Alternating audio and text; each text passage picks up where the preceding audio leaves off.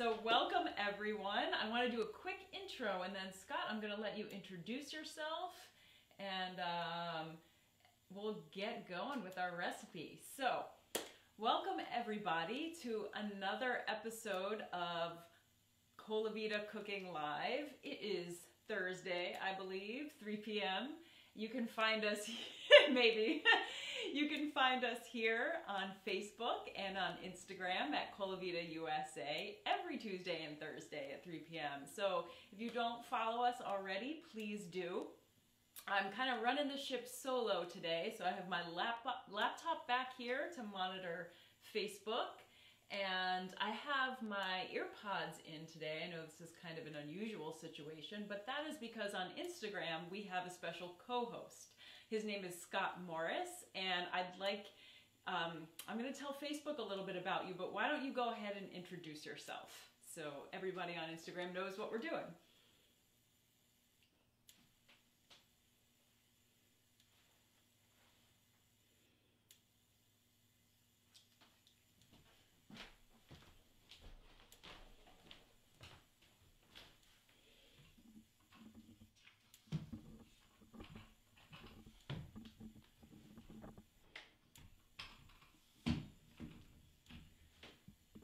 Awesome. Yeah, so for Facebook, I am just adjusting the camera. Hello, everyone on Facebook.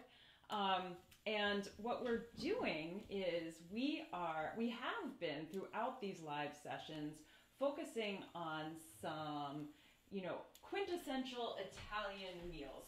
It's been pasta for a couple weeks in a row, which, so this is going to be a little bit of a nice break. And today we are featuring arancini, also known as rice balls, which coincidentally are not only an amazing and famous and delicious Italian snack, kind of like a antipasto or side dish, but also a really great cycling snack. And Scott, I'm sure, you have some things to say about that. And if there are any comments on Instagram, feel free to shout them at me and I can try and answer. Okay.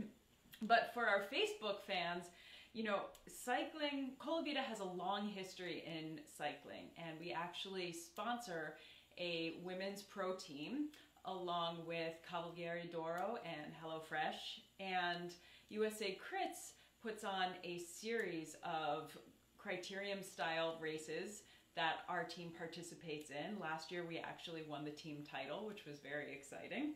Yeah, that was great. So good job, ladies. And I ride quite a bit myself, amateur level. I'm not a professional.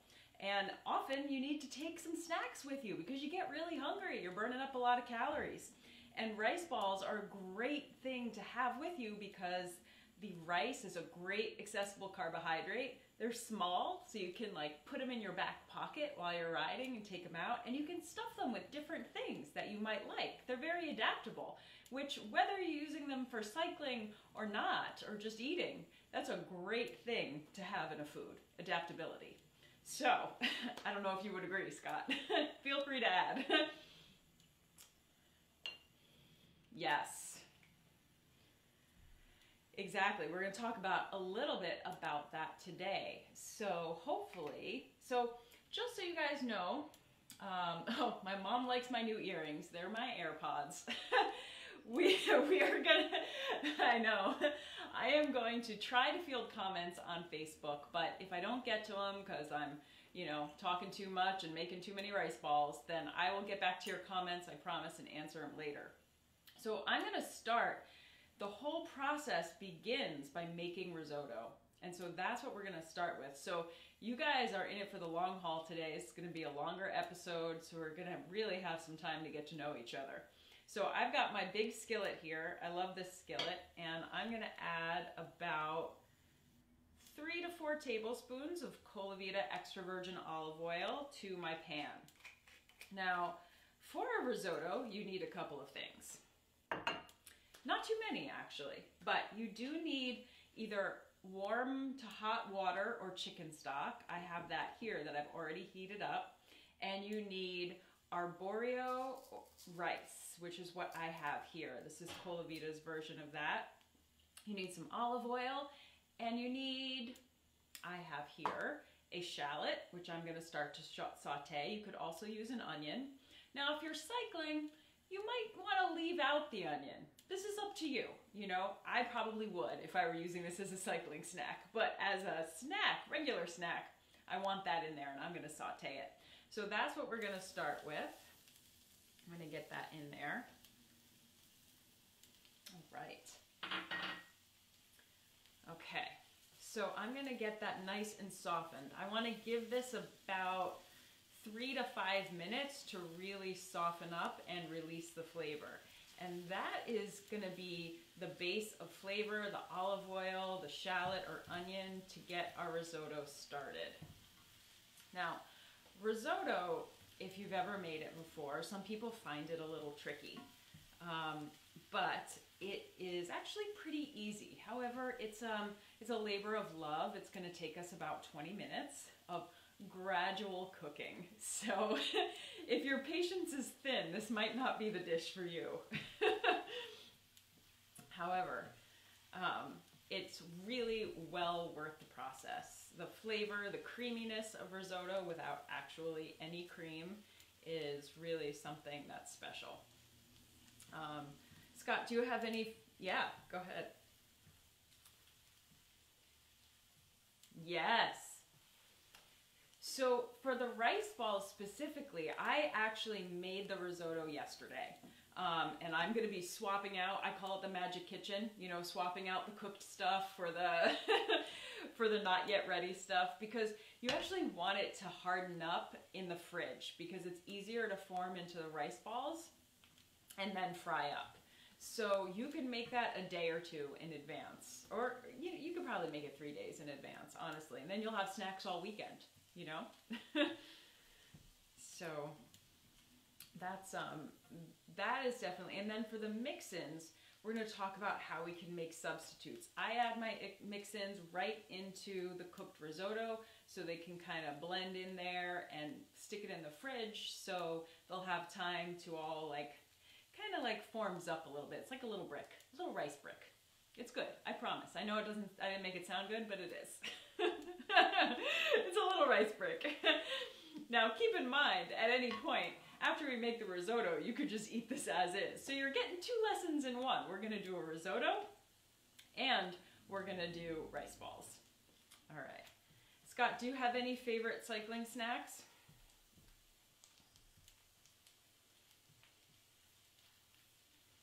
Yes, yes. Yep.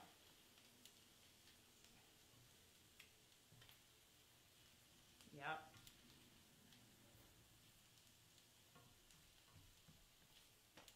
I agree. I'm gonna speak to that, but I'm gonna first add my rice. So this is 1 cup of Colavita Arborio rice, and I'm putting it in the pan without any liquid. Shocking, yes.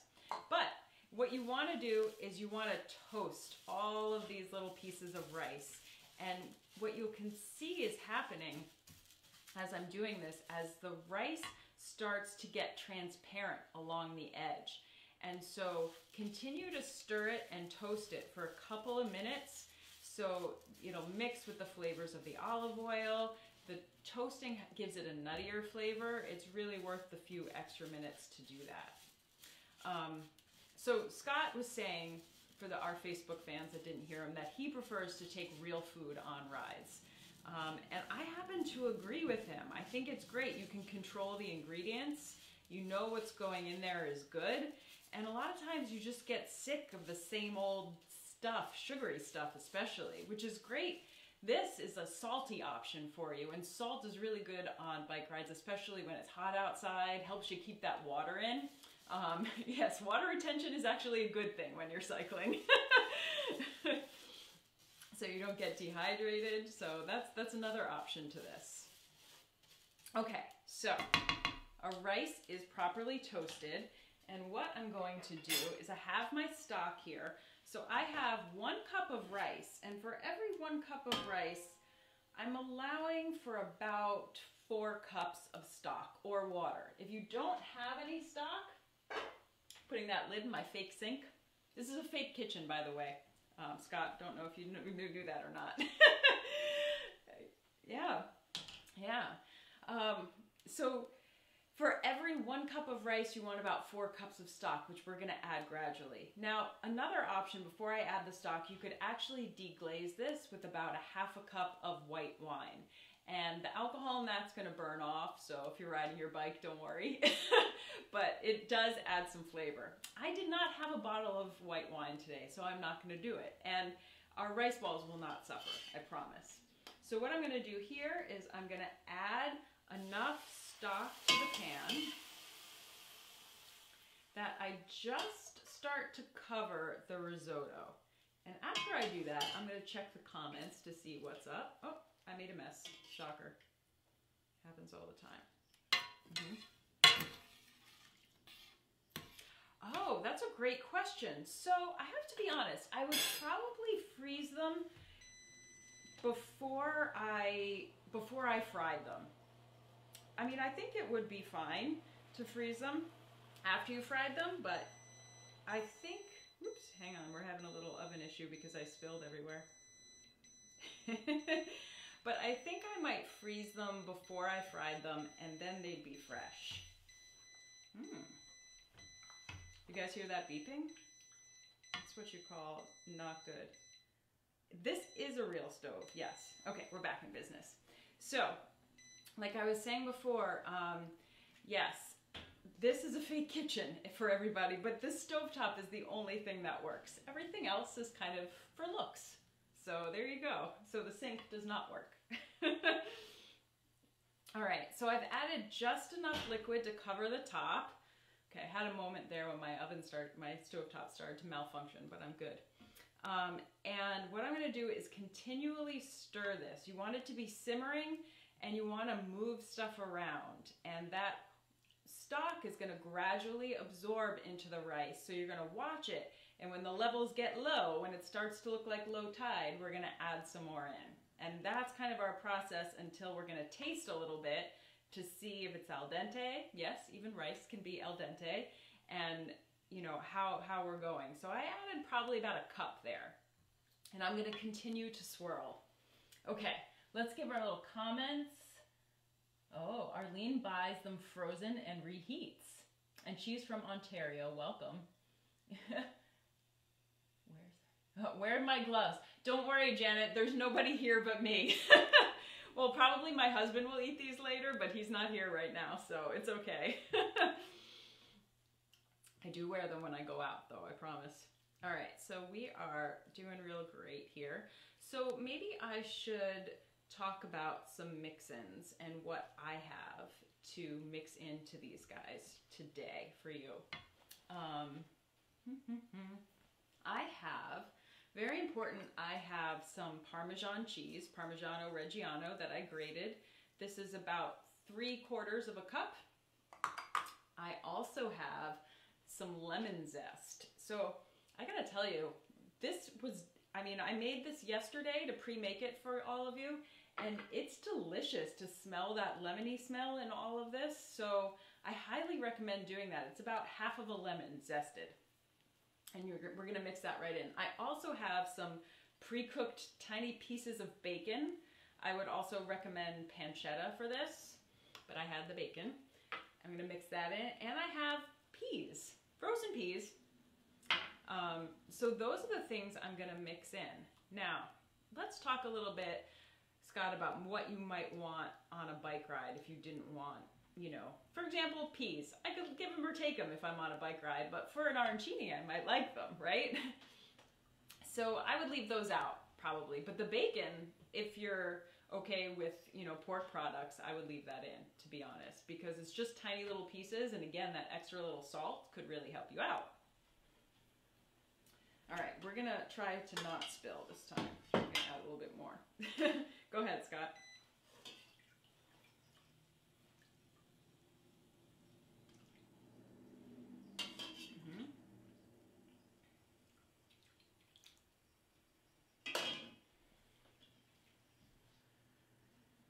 Yes.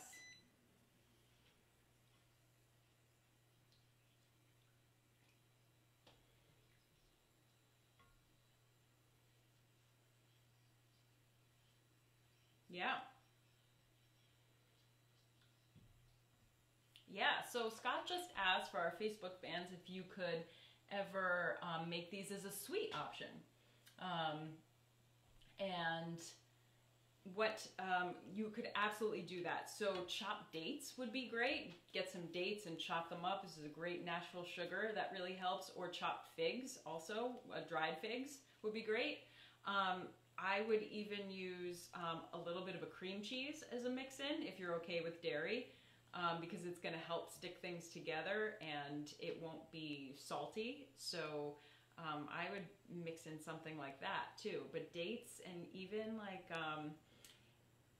you know, honestly, I mean, I'm going to have to try this. I'm telling you to do things and I'm going to have to try. I was like, well, you could put in some peanut butter. You could.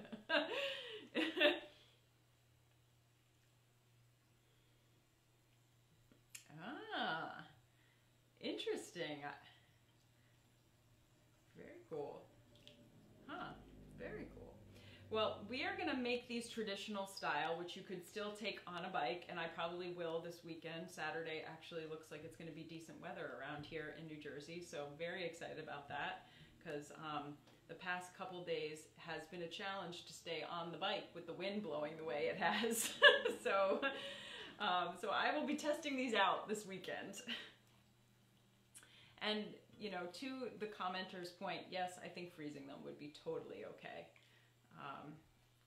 I do that a lot, so it's a good plan. So if I were going to take these on a bike, I'd probably put a few in a little baggie and stick them in my pocket. I don't know. How about you, Scott?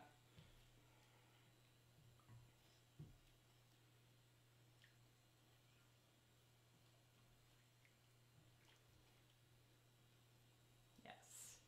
Yep. So they don't get squished. Yeah, yeah. Yeah. So this is getting nice and creamy. I kind of changed the angles of the cameras today. I wanted you guys to point down a little bit so you could see what's going on in my pans and pots, hopefully a little bit better than just straight on view. So the top of my head's getting cut off. That's why I wanted you guys to see what I'm cooking. Every now and again, maybe I'll peek down, make sure you guys can see me. But that was the goal. So I think I'm going to add a little bit more stock because it's almost absorbed. So I like to add my stock when I've got about just a little bit left. Like I can see it's pooling around the edges, but mostly it's all absorbed. So I'm going to go for it and add a little bit more. I have been saving all of my chicken bones from all the chicken I've been cooking lately to, oh boy, I did it again, wait for it, to make a lot of stock. So that's been really nice because I have fresh stock all the time. Oh. Whoops. I really have to stop spilling stuff.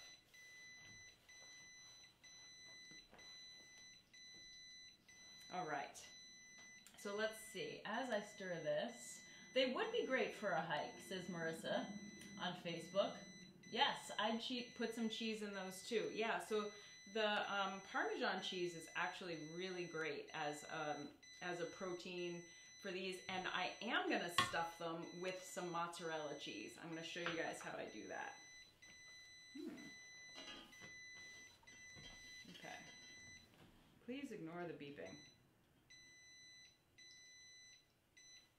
Okay, back in business. There we go. Okay. So yes, I think they'd be great for any kind of hike. They're great for car trips. I know people aren't really going places right now, but they're really fun to pack for a picnic once we are able to do those things again. But if I'm serving these for a dinner, sometimes when you're doing a dinner party, it's a little bit hard to make something like this because the risotto is very time consuming, but you can make that ahead in this case, which is great. And then, I might just either do the frying right before, or I might fry earlier that day and then just toast them up in the oven right before I'm about to serve. That way you don't have to worry about frying things. People are coming over, or, just your family or something. You want to be with them and not be over the kitchen over a pot of hot oil.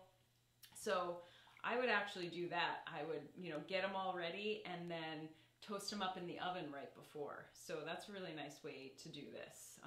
These things are kind of like, they're not, how do I say this? They're very forgiving. You know, day-old rice is going to stick together, so you don't really have to worry about it. You just keep it in the fridge. And then once they're fried, you know, that they're solid. You know, that's it. You can toast them up and rewarm them, which is going to keep it crispy. Don't recommend microwaving them. The microwave tends to make things soggy and unfortunate. In this case. I like the microwave for other things. Okay. So this is really coming along. I wish I had a better scoop. Oh, I do. La-da! Perfect. I'm going to use this so I stop spilling things and the beeping becomes less, hopefully. All right. So Scott, do you want to talk about how people can find you on, I mean, I know you're there right now, so they can click over to your profile at USA Crits, but, yep. But on Facebook,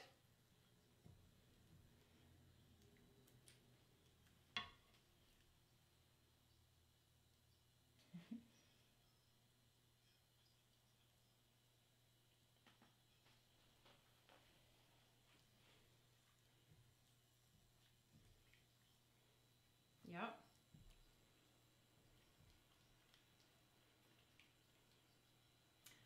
That's right.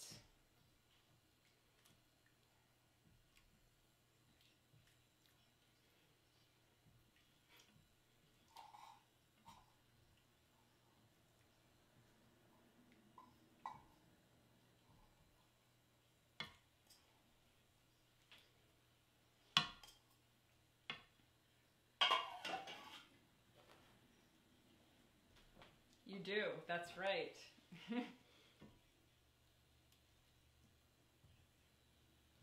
Mm-hmm.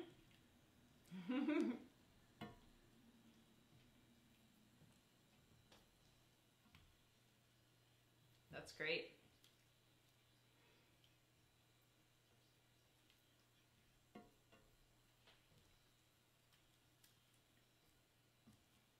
Fantastic. Waiting.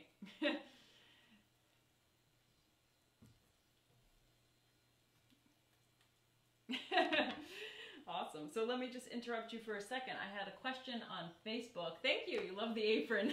Thanks very much. Somebody wanted to know what kind of mozzarella I'm going to use to stuff the rice balls with. So this is not the pre-shredded stuff. This is the real mozzarella that I bought in a log, the fresh stuff that I just cut into tiny little cubes like this. And I'm going to show you how I stuff the mozzarella. And this is like the greatest part about it, because after it's fried and you bite into it and then there's that ooey gooey center, it's really, really good. Yeah, so that's the good stuff. And then somebody was giving me a serving suggestion, which I totally agree with, Arlene, as a first course surrounded by a pool of marinara sauce and some arugula. And I absolutely agree with that. I mean, it's nice if you're serving this as a side dish or a first course to have a little marinara sauce on the side to dip in. And a little arugula is great. Everybody needs their greens. Arugula is a favorite of mine. Adds a nice little bitterness. So I think that's a great suggestion. Yeah, everything needs some accessories, right? You got to accessorize something like this when you're going to serve it. And marinara sauce and arugula is a good one. Good one. So Scott was just explaining that if anybody does want to check out USA Crits, they are on Facebook and they live stream all of the races. I watched many a race last year. I think I watched every race last year. And, you know, hopefully they'll be starting races in July in Boise, Idaho. But that is up for, you know, for us to see if that happens. All right. So let's see, we're going to continue on. I've just added a little bit more liquid to my pan, and I can see it's coming together. So I'm going to give it a little test. I'm going to grab a spoon. Scott, did I lose you? I think I lost him. I'm going to have to check the Instagram feed in just a second. But first, a little test just to see how we're doing. Okay. Still crunchy. One thing I forgot to mention is that we're gonna need to season this with some salt and pepper. So hang on one second.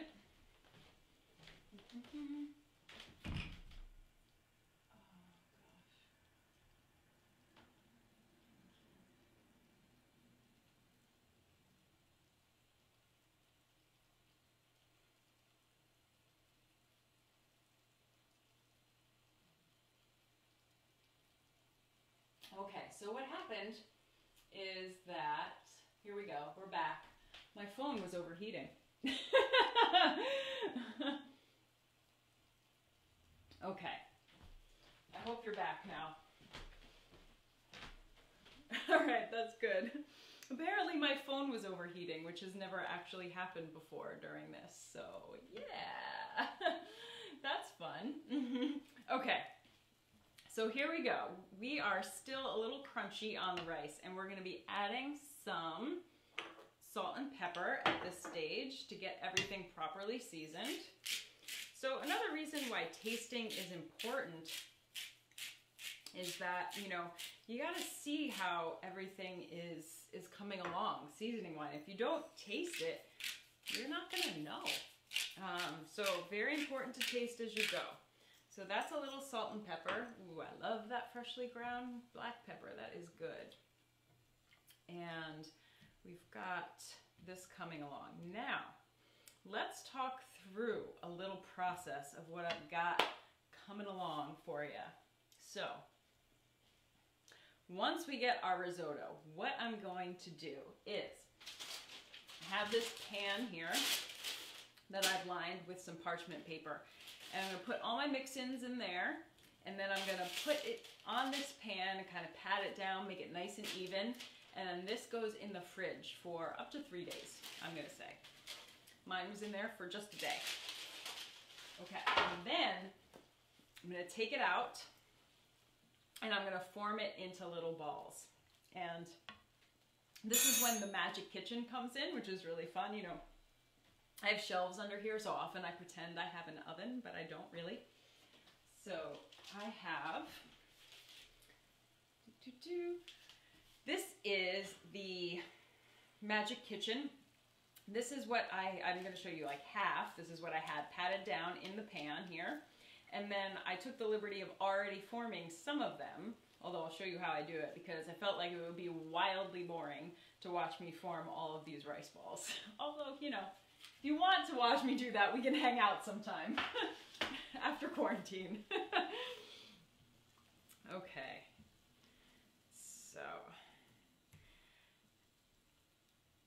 now we are going to add 1 more cup of this, and then I think that should bring us to a good place.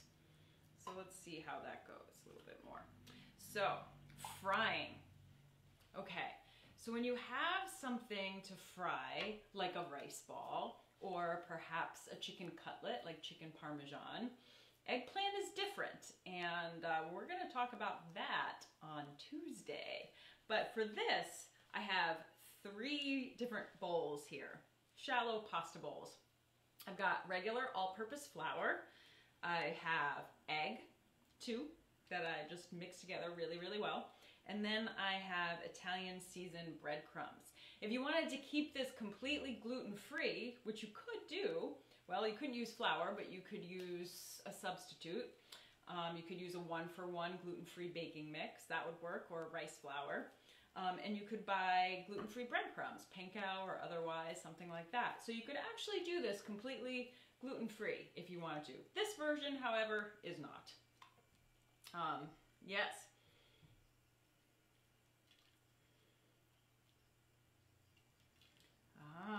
Okay. Okay. Sorry, Instagram. Let me go over there and see what's up. Okay. Oops. Sorry, I just kicked the Facebook feed. Okay. I'm going to end and start over.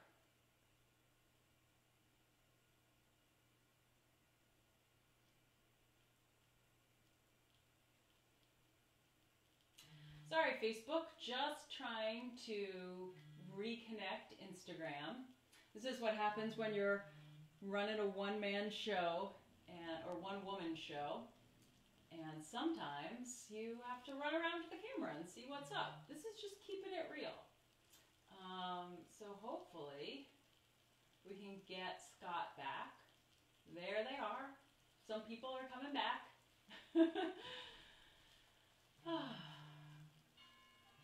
Okay. Bear with me, everyone. Sorry for the, okay. There we go. I think we are back. Okay. Fun with technology, right, guys? Fun with technology. Yeah, I mean, you know, when I first started this, my internet connection wasn't great, so I was having trouble getting both feeds going, and seems like that's ironed out, but then my phone overheated, so, and I don't really know why. It's probably time for a new phone, to be quite honest, but, you know, whatever. We're gonna make it work. Okay, so this is looking real nice. Now let's see what comments I may have missed on, yeah. Oh, interesting. Marissa has an interesting Italian language question. Does Colavita consider the singular arancino or arancina? Well, since the plural is arancini, and this is coming from my remedial Italian, by the way, I would say that it's arancino, the singular, because that would be a masculine noun. So that's my opinion. You can feel free to check me. I may be proven wrong, but that's what I would go with. I know they are. You're racing to the Google machine to know if I'm right. I took a few years of Italian, and I'm not the best at it. My knowledge is somewhat basic, but I do try hard. So when I go to Italy, when I visit, I make it a point to try my best and speak the language, because I feel like that's the polite thing to do if you can. So it's always good to memorize a few words that you can keep in your back pocket, you know, along with the rice balls. Haha. Yeah. Yep, thank you. I'll be here all week, people. Next week too. All right, let's give this another taste, and I'm gonna taste for seasoning. It's got a little bit more liquid to absorb, but it's looking pretty good. Okay, that is almost perfect. It just needs to absorb this liquid, and then we can move on to the next thing, which I know you're probably excited about. That's good. It's nicely seasoned too. I'm not gonna add any more salt because the Parmesan cheese is very salty. The little bacon bits, those are gonna add some salt. So I think this is gonna be just perfect. Okay, so at this point, here's what we are gonna do. We're gonna move some things around.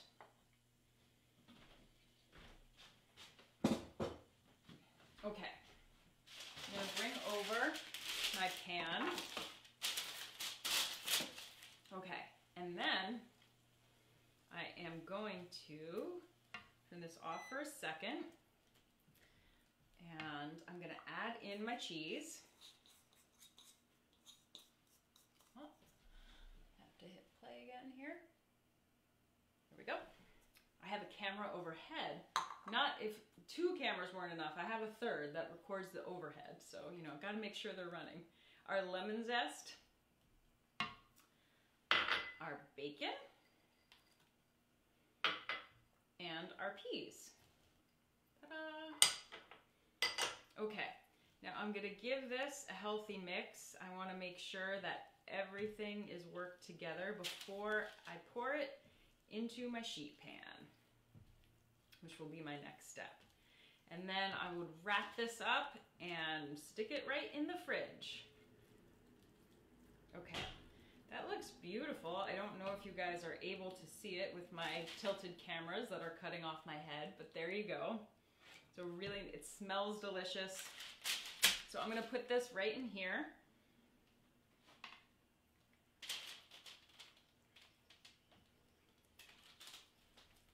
Okay, oh, got it. So I'm on the top half, I see. So you're missing out on what's below. All right. Well, maybe I can move the camera up. Okay, so that is my, all right. I'm gonna put this in my facing. All right, so now what I'm gonna do is hold this up for you guys a little bit, and I'm just gonna smooth this out. I want it to be nice and even.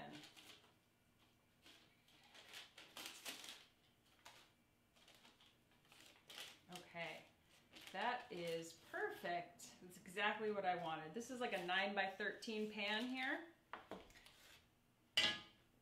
So that's that. So it should make about, 1, 2, 3, 4. I'm gonna say it's gonna make about 20.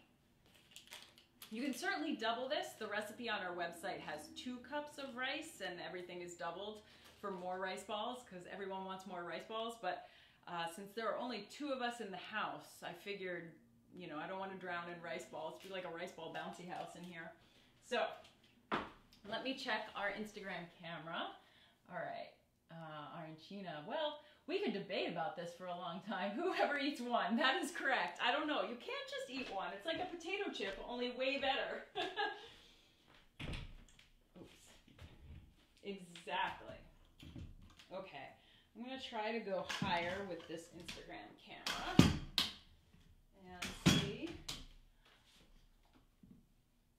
Oh, that's something. That's probably as best as I can do. Yeah, it's about all I'm going for. Okay, so now is the exciting time, the moment of frying. And we're gonna have some serious discussion about this because as soon as I turn this on, I am frying in extra virgin olive oil. Shocker. Yes, I am. And that is traditionally what you fry these in. Now, I want to talk about that a bit because there's a lot of information and misinformation on the web, everywhere, that you shouldn't fry in extra virgin olive oil. The smoke point is too low. It will release harmful chemicals or transform it into something that's not good for you. Rest assured, that's not true. There are a couple of things you need to know about frying in extra virgin olive oil. First of all, I've got about a cup to a cup and a half in this enamel, like it's like a Dutch oven, which I'm gonna fry in. So it's not a lot. And when you're frying, you know, I'm gonna keep my oil around 375 degrees Fahrenheit. If you have a temperature thermometer, you can certainly use that. I wing it, because that's how I roll, but I've sort of developed this over time, and I feel like I know when it's right. I'll give you a few methods to test. So the smoke point of extra virgin olive oil is anywhere from 390 to 410 degrees, which is well above what you need to fry. You don't need to deep fry at like 500 degrees. Please don't do that. Wildly unsafe.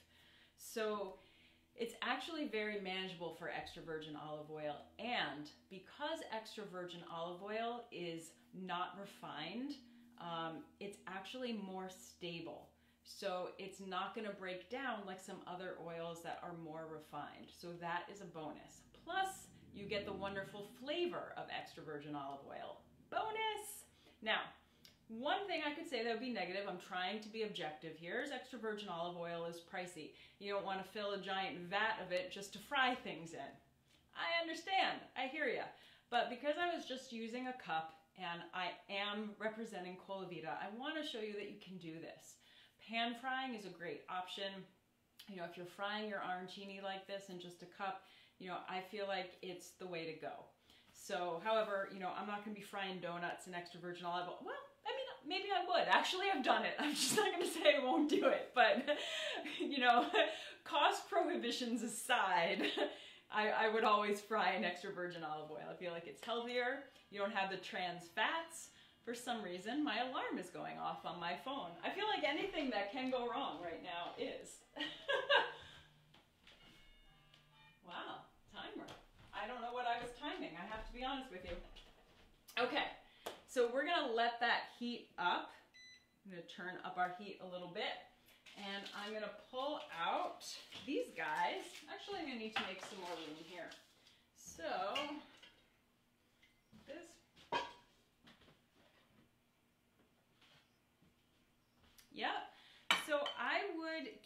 to medium high, and I would set your heat to medium high, and I would kind of watch it. Now, one thing I like to do to test is I like to drop a few breadcrumbs in there.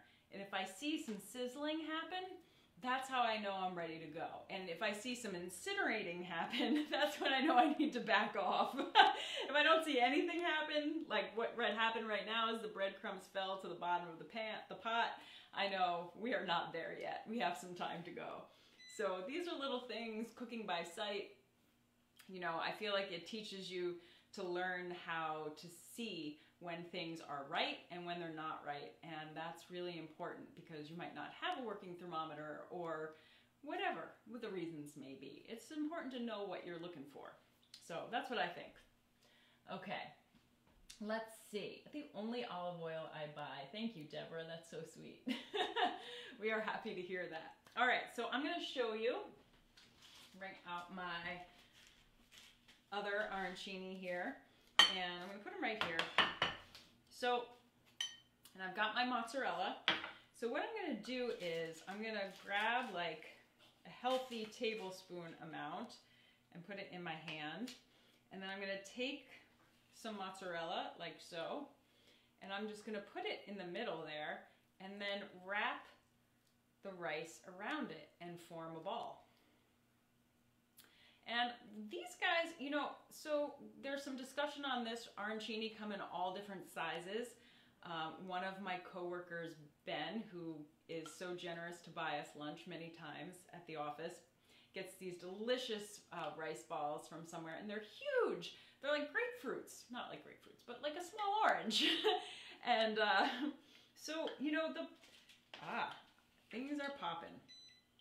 So also, in addition to your eyes, you should always use your ears to see what's happening in there. So size is really up to you. I'm going for a golf ball size. That's what I'm looking for. Mostly because I feel like that's a great snack size. I don't have to cut it. I can just have one. It's kind of like a donut hole. And also for portability, that's also a great size. So what I want to make sure of when I'm wrapping them up is that the cheese is encased in there. I don't want it oozing out when I drop it in the oil. That's going to be a bad scene. So I just want to make sure it's all tucked up. Again, because I refrigerated this, it's a little easier to handle. It's not so ooey gooey. If I tried to manhandle that stuff I just made, it'd be falling all over the place. So refrigeration is key. Okay, now for the fun stuff. Let's see how our oil's doing. Almost. I'm liking, oh yeah, I'm liking the way things are going. Okay. All right, so some other things I have on hand here. I have this tray lined with paper towels so it can catch any extra olive oil drip and absorb that. And I have this lovely little mesh thing that I'm going to try to fish them out with. My mom has a nice fancy one that I should have borrowed from her, but I did not. Okay, so let's do some dipping. What we're going to do is, first we're going to roll them in the flour. This is the process. Flour first, egg, and then breadcrumbs. So, okay. You can add peas. Yes. Yes, Mom, you can add peas. I've done that. Okay. So you want to dredge them in the flour just lightly. I don't want this coated. I don't want it to look like a snowball. You know, I just want a light dusting there. Snow flurries, not a snowball. Then I'm going to put it in the egg. And again, you know, I'm going to let any extra drip off. I'm going to turn down my heat on my pot because I hear it sizzling. I'm doing the wrong things. Okay. Just have to play musical plates sometimes as I navigate the various cooking implements. Okay, so let any extra egg drip off, and then we're going to coat it in the breadcrumbs. And that looks about perfect. So now what I'm going to do, I'm going to throw caution to the wind here, people, moment of truth, and I'm going to put it in that pot. I'm going to use my spoon to help me. And we're going to see how this is going to go. All right, sometimes this is like the first pancake. You know when you make pancakes on a Sunday morning? Oh, I love a Sunday pancake. You put that first one in, it looks all funky and lumpy and it's kind of burned and weird. That may happen here, and it's okay. This is our tester rice ball. Okay, I'm gonna lower it in gently. Yes. Okay, so our oil is pretty good. Now what we're gonna do is, as I'm putting them in there, I'm gonna kind of roll them around because, you know, I want them to brown evenly on all sides, and because I didn't put oil to cover them, because I didn't want to waste that much oil, you don't need it, you know, I want to make sure to roll them around. These are looking really nice, I have to say. Oh my gosh, the oil is perfect, it smells good, it looks right. You know, the oven, the stovetop may malfunction, my phone may be overheating, my head might be getting cut off by the various cameras, but our rice balls look good, people. That is what is important. Priorities, priorities. Okay, so a spoon is very important. I'm just rolling this guy around. Can you guys hear some sizzling? Ah, yay! Oh, if they start to come apart a little bit, just push them back together. And I'm gonna plop this guy in there too. Be careful, gently push them in because you don't want any olive oil splatter on you. That burns, and it is not fun when it does. Don't enjoy a nice oil burn on the skin. Back in the day, I used to make funnel cakes at an amusement park down on the Jersey Shore. And I would work over a giant vat of peanut oil. And by the end of the summer, I smelled like a donut constantly. And I also had a lot of oil burns on my arms from the vat of peanut oil. However, I learned a thing or two about frying. Can you?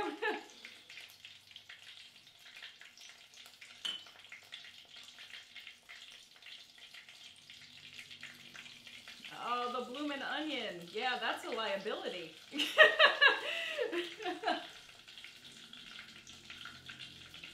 Oh my goodness.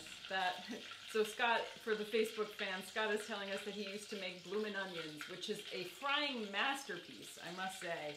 And it is an art. Someday I'd like to make a funnel cake again, but maybe in olive oil. I don't know, not in peanut.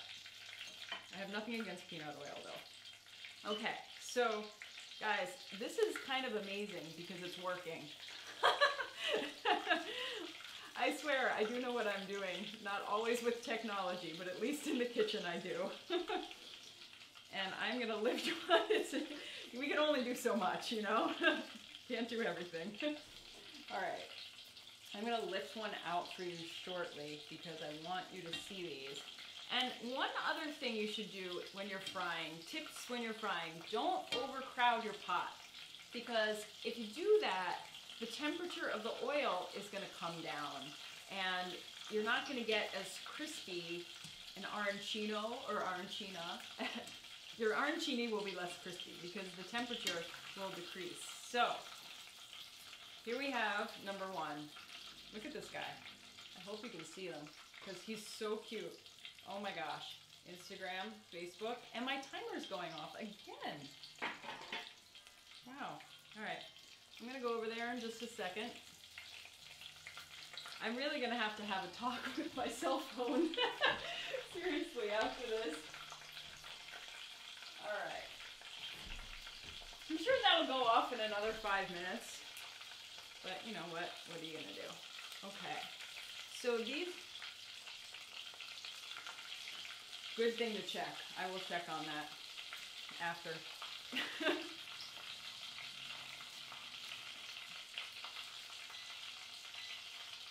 Yeah, it's also pretty warm in here. I have studio lights on, we've got frying oil, you know, everything's kind of like, it's a perfect storm. Alright, we're going to plop this guy in, and I'm going to check on these guys. This guy looks done. That guy needs a few more minutes. So again, don't crowd your pan. Oh, look at that. And, you know, keep these little guys moving around. So one side doesn't get too brown and another side gets way too brown, that kind of thing. And then, you know, cleanup crew, also known as me, just as you have done. Yes, so somebody, Arlene on Facebook, is asking if you can bake them. Absolutely, I have done that. So I wanted to demonstrate for you the traditional method today of frying them, and also talk a little bit about frying in olive oil, but you could absolutely bake these in the oven. You know, honestly, I would play around a little, sorry, with the breading when you're baking. But I think you could do it in exactly the same way, to be honest, and then you could have them baked and not fried, which many people prefer. However, you will not, when you bake them, get them as crispy as this. It's just not possible. They'll hold together, they'll be great, but they won't be super crispy. So that's just a thing you get when you fry. That's why people like fried stuff, right? It's crispy. So that is something. All right, we're gonna go for a little more, and then I'm waiting for these to cool off so I can kind of show you the big reveal of how it's gonna look when you open it up and you see that mozzarella center. And I want everybody to be like just really excited about that. So brace yourselves.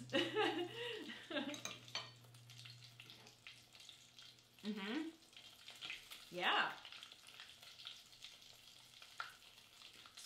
So let's talk a little bit about variations while we're sitting here frying stuff.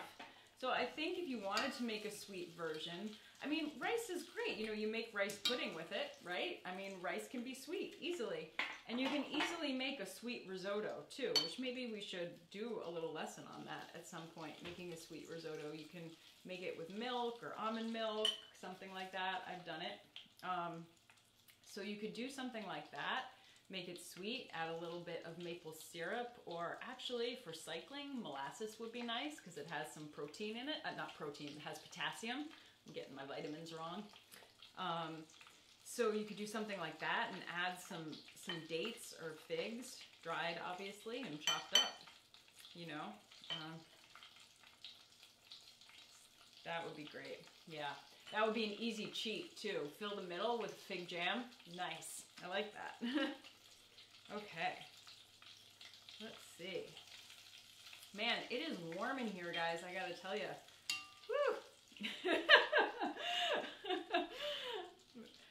It's like working in a real restaurant kitchen. The heat is on.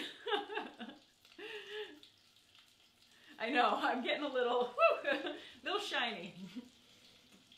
Okay, so I'm gonna finish a few more of these, but then I am shortly gonna test one of these out because honestly, I am dying to see how it all turned out. Okay, so let's review some frying lessons. Don't overcrowd the pan. Don't worry that you're frying in extra virgin olive oil because the smoke point is not reaching, you know, it's not reaching that smoke point. I mean, nothing is smoking right now, if you notice. Everything is sizzling. Everything looks like it comfortably sizzling and smells really good, so nothing to worry about here. Okay, I'm just gonna like do a little dust off of the hands, and I'm gonna try one of these. Oh my gosh, it is a ridiculous mess in here. That's one thing about frying, it's really a ridiculous mess. I'm just gonna have to get the vacuum in here. Okay, this is the first one.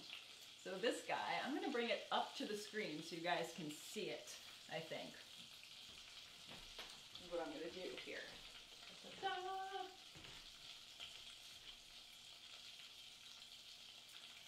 Oh my goodness, I was gonna do them all.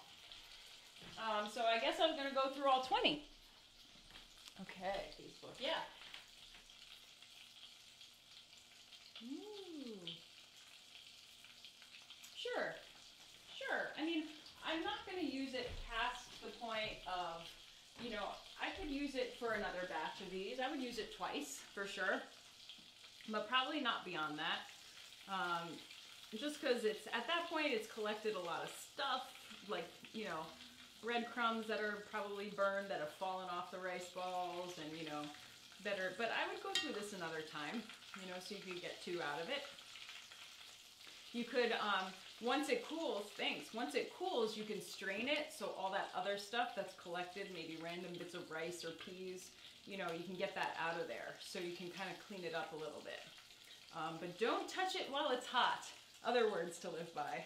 Okay, I'm gonna break this open. Let's see. Oh, look at that. Do you guys see? It's gooey. Oh. Well, that's really satisfying, I gotta tell you. Okay. You should be. You should be jealous. Oh my. Those are good. They're really good. I'm gonna eat the other half of that. I gotta tell you. Yeah, that's a good recipe. I love the lemon zest. I have to say, if you can get your hands on a fresh lemon to add that in, it's really worth it. It's a really nice addition. It just brightens it up just a little bit. Gives it some three-dimensional flavor. Okay, so I'm probably gonna like go through all of these because that's what I do here, fry things, and I've already made a gigantic mess, so I'm just gonna keep going. But let's see if there are any final questions. I don't want to keep you guys without answering your questions. Let's see. Have you tried Italian panko crumbs? Yes! I do like those, Marissa. Marissa has some excellent points here.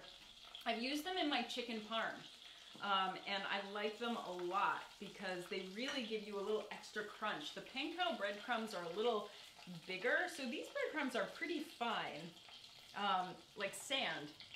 But the panko have a little bit more meat to them, I guess. And so I was using them on my chicken parm for a while, and I gotta say, it's a nice little crunch. Now, to be honest, if we're gonna talk about breadcrumbs, if we wanna get into that for a second, which I kinda do, you can make breadcrumbs out of almost anything.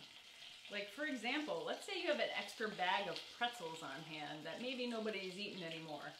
You can smash those up to tiny bits in your food processor or with a rolling pin. You know, give them to the kids to do, give them something to do. And then you can have pretzel-coated rice balls. You could also do it with cornflakes, for example. Smash those up into tiny little pieces. There's a gluten-free option, corn. Yep. Yeah.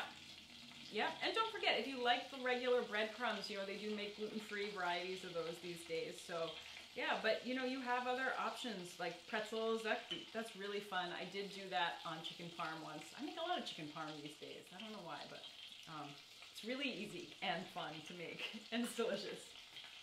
So yeah, you can experiment with different, crushing different versions of carbohydrates and making them into, oh my gosh, that's the alarm again. Guys, thank you for joining me on this crazy cruise around technology and hot oil today. Oh. One more time. Okay. Alas, you can't always go perfectly, right, Scott? It's kind of like a bike race. It's just sometimes it doesn't work out. Yeah, alas.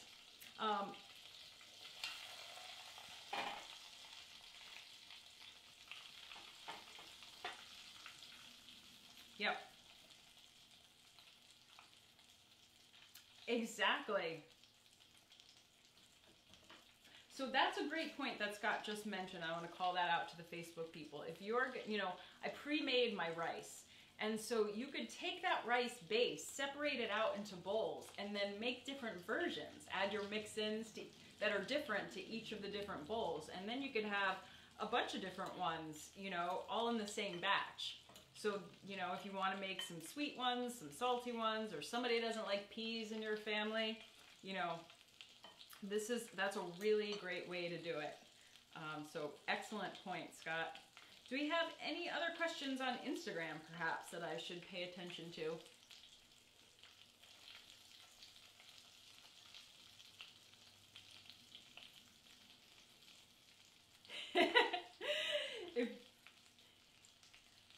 I know. It is actually a question we get a lot, and I understand, but you don't have to worry about it too much. Now, if you want to check my math on this, you can feel free. The National Olive Oil Association has a lot of articles on it. You can Google them. Go up to the Google machine. I'm sure Google's taken a lot of traffic these days, maybe more than normal.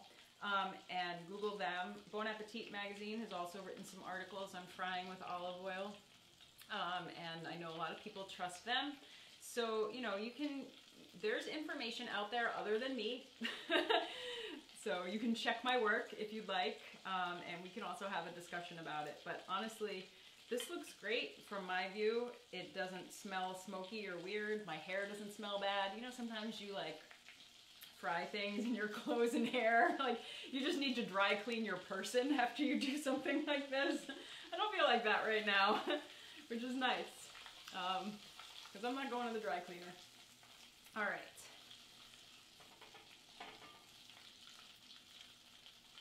Yes, you can find Colavita rice in the stores. It's arborio, which is a short grain rice. It looks kind of short and squat. That's the kind of rice you want. You can also use carnaroli rice, which is slightly longer, more like a Japanese sushi rice, I guess, equivalent, but that will work perfectly too. Some people prefer that one. Up to you, but one of those two, I think, is actually the best to use. Let's see, where can I find the recipe? Marianne wants to know. We're going to post the recipe in the comments so you can have it. And you will also be able to find it on colavita.com. So a few closing remarks, guys. Thank you so much for joining me amidst all the madness of phones and heat and oil. We are here every Tuesday and Thursday at 3 p.m. Eastern Time, cooking what you tell me to cook. So we're taking polls on Facebook and Instagram, and you guys voted overwhelmingly for rice balls this time. But on Tuesday, I'm going to make the loser, which is eggplant parm. There's going to be more frying. Get excited. Yeah, the loser. Yep. So please follow us on Colavita USA on Instagram, or like our Facebook page, Colavita USA on Facebook, and sign up for our newsletter. You can get the whole download of what we're doing, get the recipes so you can cook along. If you'd like to fry along with me, send me a private message. I'm gonna make a big mess. And if you try this recipe, please tag us at Colavita, and we would be so thrilled to repost your recipes. Now, I wanted to say something really quick. We've had some submissions from our audience to make things, and we are taking that into serious consideration and maybe doing a few episodes of fan favorites. So if you do have a recipe you'd like us to try, we'll consider it. And so send it along. And again, if I didn't get to your comments, please post them on Facebook, and I will do my best to answer them after I clean all this up, which honestly could take me until tomorrow. But, you know, everyone needs an activity, right? So there we go. And Scott, thank you so much to Scott Morris from USA Crits. We're really pulling for the series to start in July, and would love it if you guys all became fans of USA Crits and watched the races. They're really fun. Our team is fantastic, and we're just hoping to get them back on their bikes again really soon with rice balls.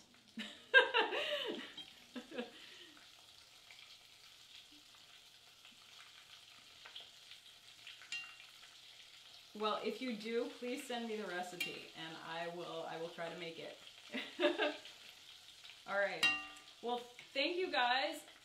Yeah, I'm going to shut off our cameras now, and I will see you all back here 3 p.m. Eastern Time on Tuesday for eggplant parm. Get excited. More frying. More frying. All right. Bye.